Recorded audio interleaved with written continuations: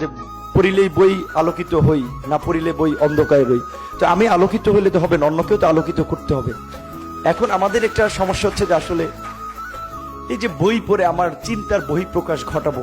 আমি English literature ছাত্র, আমি মনে করি আমি যে এখন যে একটা রাজনীতি করছি কিংবা একটা সংগ্রাম বলেন, ফাইট ফর ডেমোক্রেসি বা জাস্টিস, রুল অফ ল যাই বলে, আমি যেটা করছি এটা আমার লিটারেচার থেকে আমি উদ্বুদ্ধ হয়েছি কিছুটা সাহিত্যের ছাত্র হিসেবে।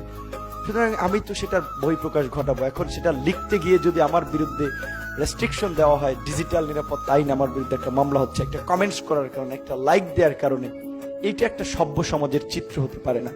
কিছুক্ষণ আগে আমি দুঃখিত যে এখানে আমাদের শ্রদ্ধেয় অতিথিবৃন্দ ছিল, তাদের সাথে শুরু থেকে থাকতে ভালো লাগতো। আমি একটু লেট এসেছিলাম কারণ একজন কার্টুনিস্ট, একজন লেখক, তাদের মুক্তির জন্য ওখানে দাঁড়িয়েছিল কিছু তরুণ স্বেচ্ছাসেবী ছাত্র, শিক্ষক, অ্যাক্টিভিস্টরা।